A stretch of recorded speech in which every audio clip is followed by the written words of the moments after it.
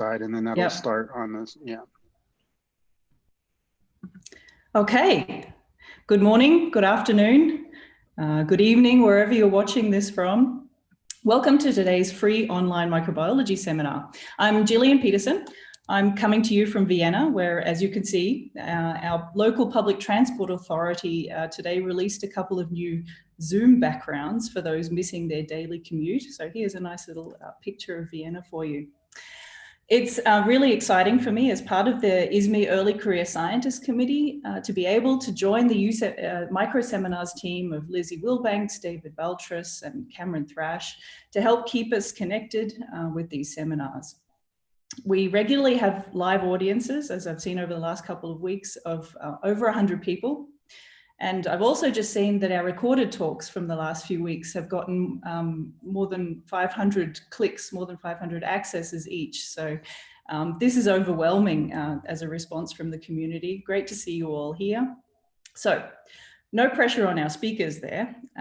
They're the real heroes here, offering to give these seminars under highly unusual conditions. So thank you to everybody who signed up to do this. We really appreciate your efforts. It's a real highlight of my week. Our speaker today is Marcel Suleiman, who's currently a postdoc at the University of Zurich. He is originally from Germany, and he did his Bachelor of Science in Biology at the University of Marburg. And during his terrestrial, Ralph Conrad, a very famous microbiologist in Germany and around the world.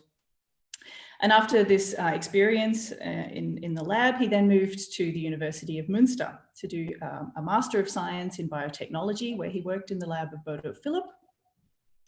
And after this, he did his PhD at the Hamburg University of Technology with his supervisor, Garo Antronikian, who runs the Institute of Technical Microbiology there in Hamburg. And for his PhD, he got the highest grade, a summa cum laude, highest grade possible in the German system, which gives grades for a PhD. So that's a great achievement for Marcel. He's been a postdoc now for 6 months in Zurich, and today he's going to talk mostly about his PhD work, and he's going to tell us about microbial diversity of hydrothermal systems and characterization of extremely heat-active glycoside hydrolases. So thanks a lot, Marcel. Thank you for joining us today, and we're looking forward to your talk. Just briefly, sorry for our audience, before you start the talk, jump in anytime with questions on the YouTube live feed. I'll collect these questions, and at the end, we'll get answers for you from Marcel. So Marcel, thank you very much. Take it away. Yeah, thank you very much, Gillian, for the nice introduction and for giving me the opportunity to hold a presentation here in Microseminars. And I would like to thank all the organizers of Microseminar, and I hope that everybody is safe at home. So yeah, as already said, my name is Marcel, and I'm right now a postdoc researcher at the University of Zurich. But today for my talk, I will mainly focus on my research time, which I performed in the Technical Institute of Microbiology in Hamburg. And today my talk will deal with the microbial diversity of hydrothermal systems and the characterization of an extremely heat-active enzyme. So, on our planet, we can find different kinds of hydrothermal systems, such as black smokers in the deep sea or marine vents, which are just small channels in the oceanic crust where a lot of hot gases can effuse. And we can also find terrestrial hydrothermal systems, such as hot spring. This is what you can see here. So here we sampled a hot spring in Costa Rica, and as you can see, these can be also pretty hot. So in general, hydrothermal systems are, in regards to their physical and chemical conditions, highly diverse microbial habitats. Temperature gradients can range from 400 to 4 degrees in the ocean, and the chemical fluids are full of hydrogen, CO2, and different sulfur compounds. Therefore, a lot of different microorganisms are able to adapt to those ecosystems, and this is what I would like to point out now. So in the colder surrounding waters, we can find psychrophilic microorganisms or cold-loving microorganisms, which are growing optimally in a temperature range from 4 to 15 degrees, with or without oxygen, depending on the species. in the hot fluids of the vent, we can find mesophilic and thermophilic chemolyzer autotrophic microorganisms, depending on their position in the hot fluids. And these microorganisms are able to utilize the effusing gases. And mainly these microorganisms are microaerophilic or anaerobic. So furthermore, on the surface, close to the vent, we can find highly abundant mesophilic microorganisms, which are chemolyzer autotrophic. And these microorganisms here are able to utilize the precipitated sulfur compounds. And finally, in the hot center of the vent, we can find hyperthermophilic microorganisms, which I would like to show you now in more detail. So hyperthermophilic microorganisms are defined as having an optimal growth temperature above 80 degrees. Interestingly, these microorganisms are mainly represented by archaea. So when you have a look here on the tree of life, you can see that all hyperthermophiles are labeled in red. And as you can see, we have a high number of archaea representatives and just a very small number of bacterial ones. And furthermore, and this is also pretty interesting, no matter if we are talking about archaeal hyperthermophilic microorganisms or bacterial ones, they are all clustering at the roots of the tree of life. And therefore, these microorganisms were highly discussed for origin of life theories. So here you can see two different kinds of hyperthermophilic microorganisms. One here is Pyrococcus furiosus, which is growing optimally at a temperature of 100 degrees. And this one here, for example, is Staphylodermus marinus, which is growing optimally at a temperature of 98 degrees. And both microorganisms were isolated, and this is in common with the majority of known hyperthermophiles so far. They were isolated from the marine vents of Volcano Island, which I would like to show you later. So these microorganisms are, regarding their metabolisms, highly interesting because you have to imagine that all biochemical reactions of hyperthermophiles are taking place at elevated temperatures. And in my research, I was mainly focusing on heterotrophic hyperthermophiles, and these specific microorganisms are in need of secreting some of their enzymes out of the cell, like cellulases or amylases. And these secreted enzymes have to withstand the very harsh environmental conditions that we can find in such an ecosystem. And the interesting point or interesting connection here is there are a lot of different biotechnological processes like the biorefinery or the starch processing, which are requiring thermoactive and thermostable enzymes. And therefore, the demand for novel thermozymes and hyperthermozymes increased significantly during the last years. And therefore, heat-tolerant and heat-active enzymes became the most investigated of all extremozymes so far. So when we have a look now on the number of known thermozymes derived from bacteria and derived from archaea, we can easily see, based on literature research and databases, that we know a lot of different thermozymes from bacteria, but just a very small amount of archaeal thermozymes. And this is pretty interesting because when we have a look now on some thermozymes derived from archaea, which you can see here, we can see that these archaeal thermozymes have very interesting characteristics regarding their optimal temperature, which is around the boiling point of water or even higher. And we have to look at the stability of the enzyme. So even at a high temperature, these enzymes are highly stable. So in other words, we just know some archaeal thermozymes so far, but the characteristics and features are beating the characteristics of bacterial ones. And therefore, there's a high demand for the finding of novel archaeal thermozymes. So in this slide here, you can see the workflow which I used for a couple of projects during my time in Hamburg. And it will be also the structure for this talk today. So as you can see, I was first always interested in exploring the biodiversity of an environmental sample.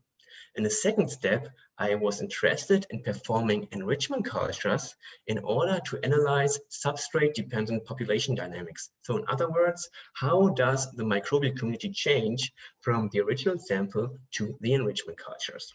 And in the third step, we were able to apply some bioinformatic tools and applications in order to screen for novel enzymes.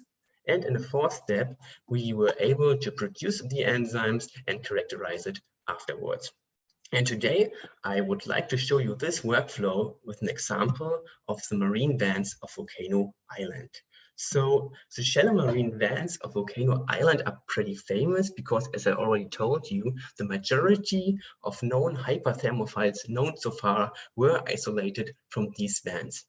These vents have the advantage that they are very close to the shore and therefore easy to access. So you just have to step in 2 meters into the ocean, and with a little bit of luck, you can find these vents.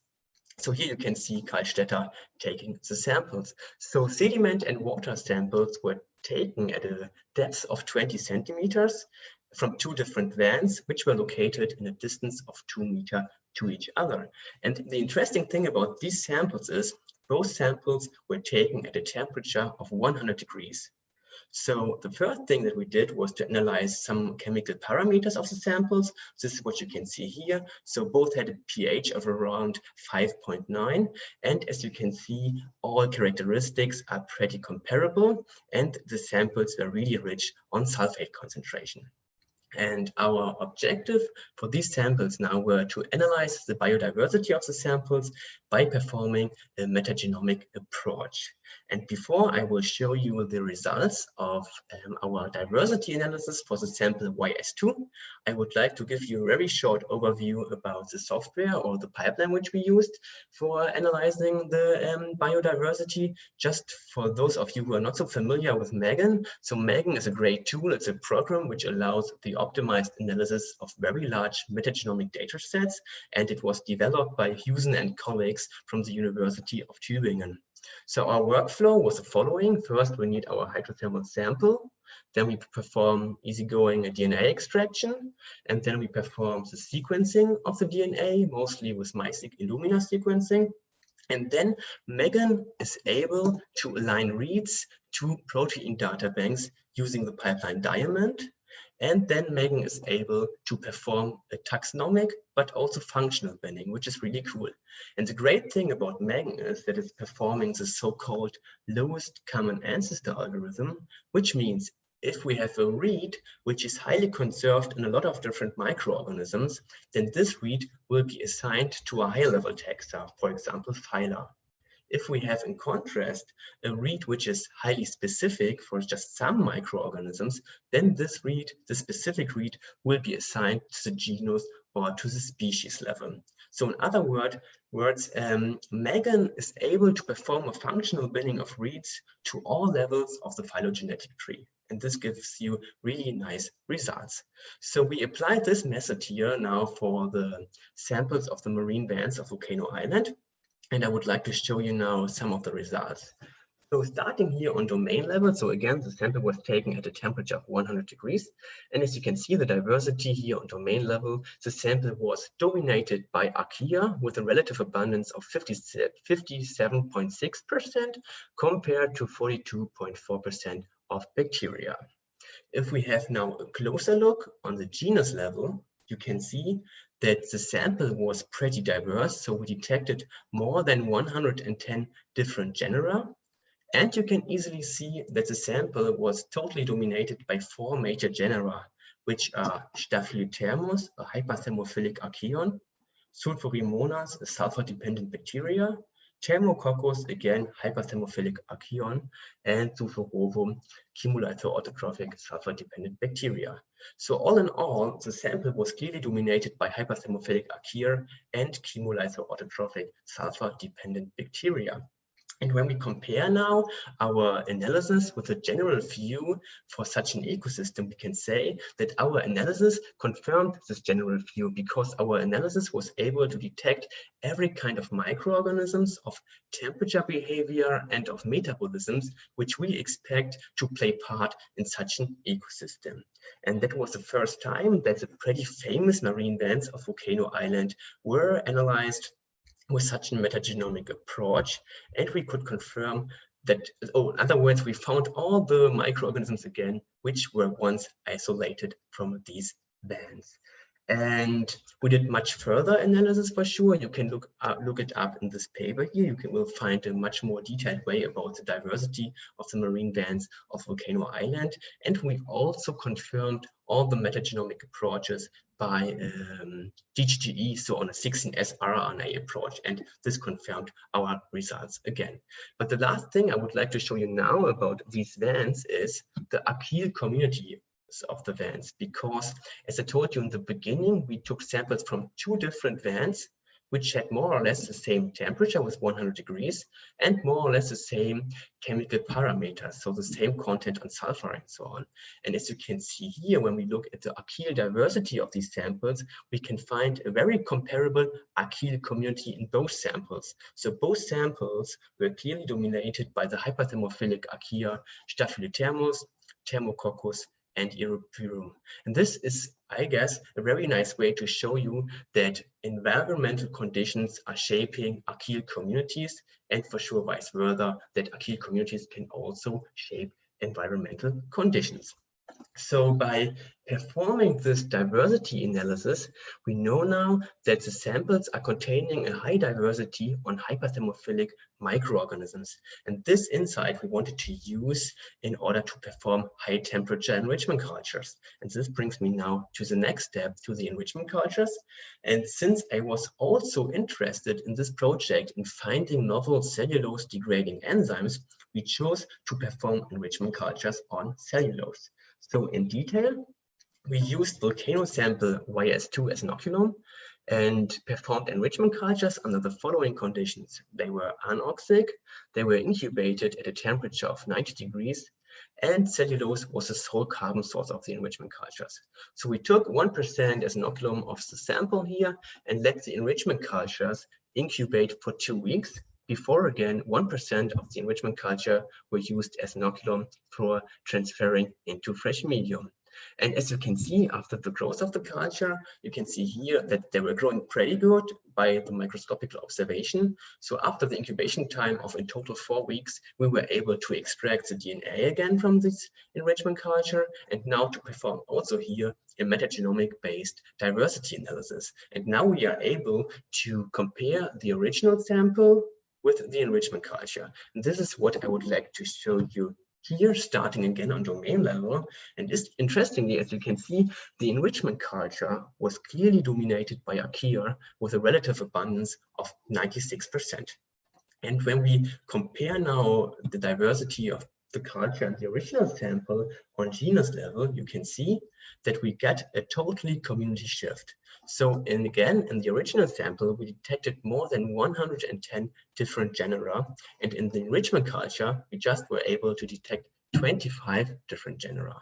And as you can see, the enrichment culture is clearly dominated by 2 different hyperthermophilic archaea, which are Thermococcus, that increased its relative abundance from 11.3% to 60.5%, and especially Paleococcus, which increased its relative abundance from 0.2% up to 29%. So, and again, the enrichment culture was clearly dominated by archaea. We just can find a very small number of bacteria, which are Thermosipho and Thermotoga, both hyperthermophilic bacteria. So what we got now is an enrichment culture or a community which is totally specialized on cellulose or cellulosic compounds. And we wanted to use these insights now in order to screen for novel enzymes. So to sum this up, our diversity analysis resulted in 2 different metagenomes. First, we have the metagenome of the original samples, which contained a highly diverse microbial community, a lot of different metabolisms and various pathways. And this is reflected by a number of coding sequences of 86,800. In contrast to that, we have the metagenome of the enrichment culture. And as I showed you, we have here a very specific cellulose degrading microbial community and a much smaller amount of genera, right? And therefore, this is also reflected by a much smaller amount of coding sequences of 16,800. So since we were interested in finding novel archaea thermozymes, we chose to screen the metagenome of the enrichment culture for novel cellulose degrading encoding genes. And we found several hits, but I would like to present you now our most promising one, which is called Wol-Cel5A. So this hit has an identity of 72% to a putative cellulase of Thermococcus, and additionally, all other hits of this sequence here were just aligned to hyperthermophilic enzymes originated from archaea. So we chose to produce and characterize this candidate here, Wol-Cel5A. And now I'm going to show you the production of Wol-Cel5A. So the sequence was cloned in E. coli, and also the protein was produced in E. coli. And this is what you can see here on the SDS page. So what we have now here is a crude extract of E. coli with our protein of interest.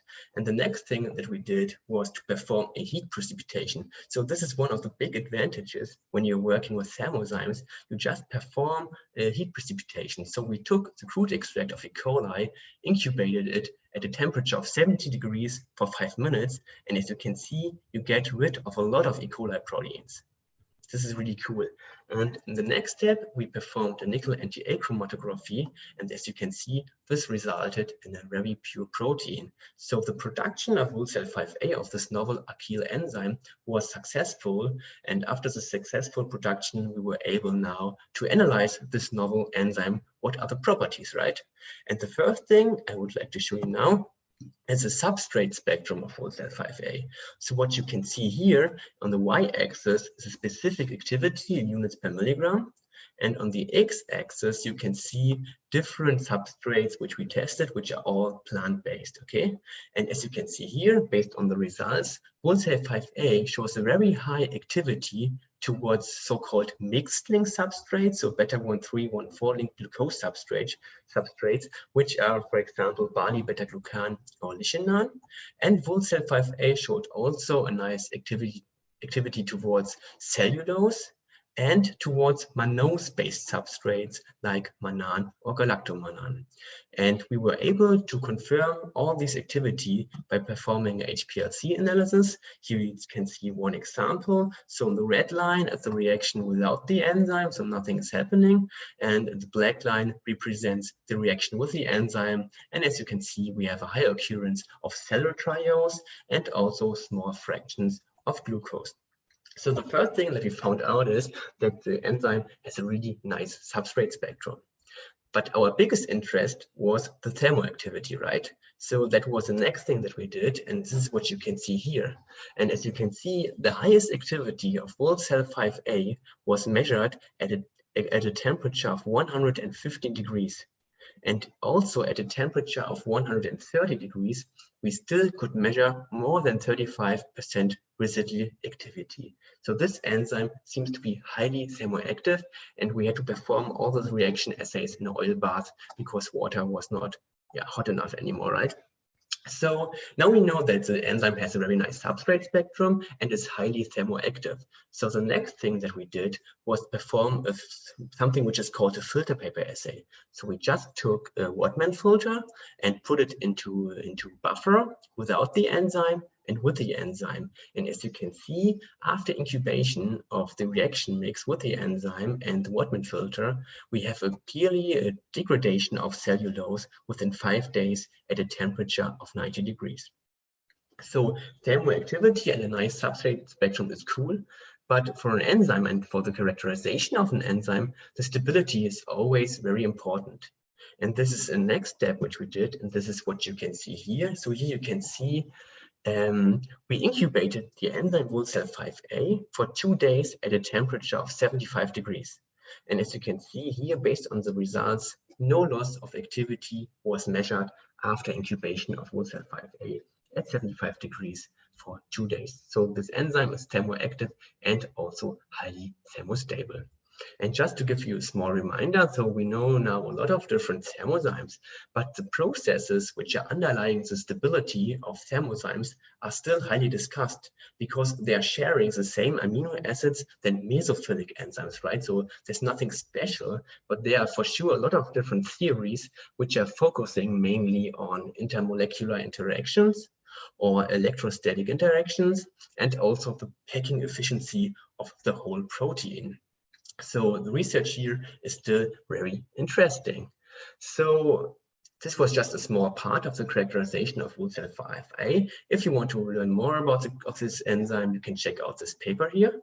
But I hope that I could demonstrate to you that it's pretty nice to perform combinatorial approaches, which means in this case, the microbial diversity first, and use the insights for enzyme screening to find very promising candidates, because by this way we were able to find Wurzel5a with an optimal temperature of 115 degrees, which is, to our knowledge, the highest temperature optimum ever measured for cellulase.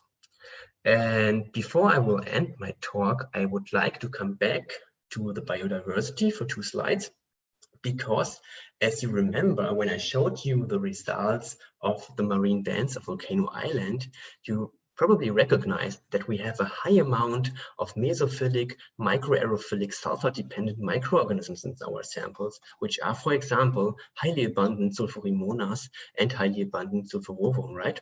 And it is well known that these microorganisms, which are belonging to the epsilon proteobacteria, are key players in sulfur-rich habitats. You can find this very nice review of Campbell and colleagues, which I can highly recommend. But for us, it was an exciting question because the sample was taken at a temperature of 100 degrees, but for sure you can never avoid that you get colder waters inside your sample, especially at these high temperatures, right? And our last research question was here, do we have just dead cells or just DNA of these microorganisms in our sample, or do we have really a contamination by colder waters? And this is why we tried to verify our metagenomic data by, again, performing enrichment cultures. And this time, my enrichment culture were favoring the growth of microaerophilic chemolyzer autotrophic bacteria, which means the medium contained a gas phase of nitrogen CO2, supplemented with 10% oxygen in order to favor the microaerophilic growth. And the only sulfur source of the medium was thiosulfate. So we performed various enrichment cultures at different temperatures, ranging from 20 degrees to 80 degrees, by using again the volcano sample YS2 as inoculum. And we let them incubate for 5 days. And after 5 days, we extracted again the DNA and performed a GGGE in order to compare the diversity of the enrichment cultures and hopefully confirm the metagenomic results. And what I can tell you is, based on the results, I can tell you that we had growth in all enrichment cultures except of 80 degrees. So that was probably too hot. But for all other enrichment cultures, we were able to perform now the GGGE analysis. And this is what you can see here. And I just wanted to show you this because we can see really interesting patterns about the diversity, because we have a specific pattern in the microbial enrichment cultures from 20 to 40 degrees. And we have a specific patterns in the enrichment cultures from 50 to 70 degrees. And we were also able to identify a lot of these bands here. And as you can see, all microorganisms which we identified are chemolyzer autotrophic, microaerophilic, sulfur-dependent bacteria. Some are mesophilic, and a lot of them are also thermophilic, like Deferibacter. But I think this is a nice way to show you that sometimes we should or we can verify our metagenomic data by culture-dependent approaches, or in other words, to combine culture-independent work with culture-dependent work. And with that, I would like to end my talk with a short summary. So I hope that I could show you that the hot marine bands of Volcano Island are harboring a very diverse community of hyperthermophilic microorganisms and also microaerophilic chemolyzer autotrophic sulfur-dependent bacteria. We performed enrichment cultures on cellulose at a temperature of 90 degrees, and that revealed a cellulose degrading community that was clearly dominated by archaea with a relative abundance of 96%. And we used the insights of our microbial diversity analysis in order to screen for novel enzymes. We were able to detect Wurzel5a, produce it in E. coli, were able to characterize it afterwards, and that revealed the characterization of an extremely heat-active cellulase with an optimal temperature of 115 degrees. And with that, I would like to thank a lot of people in my time in Hamburg, especially Professor Antranikian for supervising, Christian Schäfer, who's our expert for all the bioinformatic work, then Anna Krüger, Philipp Busch, Christine Burkhardt, and Carola Schröder, all funding agencies. And again, right now I'm a postdoc in Zurich, a postdoc researcher, so stay tuned for new research soon, hopefully. And I just want to give you 3 take-home messages with you, which are interdisciplinary work and combinatorial approaches are needed to explore the full potential of microbial habitats. Verification of metagenomic data with cultivation is a really strong tool. And in other words, we have to combine culture-independent approaches with culture-dependent approaches. And with that, I would like to thank you very much for your attention. And if you have questions, feel free to share them. Thank you very much. Okay, I'm going to get back online. Thank you, Marcel. That was a great talk. It's really nice to see projects that combine environmental microbiology and applications, biotechnological applications. Do you want to stop sharing your screen? I think then I can. 1 second. No, it's good. Okay, then I might be shown on the live stream. Let's see. So I have a couple of questions. Firstly, about cellulose degradation or a degradation of organic compounds like that in archaea. How widespread is this capability in archaea? Are the typical inhabitants of highly extreme environments? Do you expect compounds like that to accumulate in those environments? Is this an advantage for archaea to have this kind of pathways in their genomes? So this is a really good question. So the question is, right, why have archaea in such a hot ecosystem the ability to degrade cellulose, right? And this is a pretty good question, but I think no matter where you're looking, you will find microorganisms which are able to degrade cellulose just due to evolutionary processes, I guess. And we have also in the sea some compounds which are cellulose based, right? For example, if other microorganisms are dying and sinking, phytoplankton and so on. So we have, I guess, an accumulation of cellulose related compounds also in the sea. So I suppose this is also something you'd particularly expect to find in a shallow water hydrothermal vent that's more influenced by photosynthetic processes, for example. Exactly, yeah. We were pretty surprised that a lot of microorganisms of shallow marine vents also have these characteristics for sure. Yeah, that was also surprising for us because we detected more than 25 different genera in the enrichment culture. It doesn't mean that all these microorganisms are able to degrade cellulose, but probably cellulosic compounds, right? Yeah. Yeah, cool. One other question from my side about oxygen sensitivity of the enzymes. Clearly, the organisms that produce the enzymes are oxygen sensitive. You did your isolations under anoxic conditions, but once you isolate the enzymes in an E. coli host or free enzymes in a medium, are they then oxygen sensitive? And does that, I'm not a biotechnologist, and is this important in applications? Not in this case. So after production of this enzyme in E. coli, it's not oxygen sensitive anymore, the enzyme. And the cool thing about thermozymes is they're really stable. So normally with a mesophilic enzyme, you have to keep it on ice all the time and so on. You should also do it with a thermozyme, but if you forget it for 5 minutes, it doesn't matter because they're extremely stable. Yeah, very cool. So I guess we're reaching the end here as well. And I'd just like to remind our audience that we have another micro seminar next week on Tuesday, 1 hour earlier than this one. So it's 3 p.m. Central European time. Check out the advertisements on the website. And if you have any more questions for Marcel afterwards, shoot off an email, get in touch with him. And again, Marcel, thank you very much for a great talk. It was Thank you very great much, to meet you. too. Take care. Take care, everybody. Bye.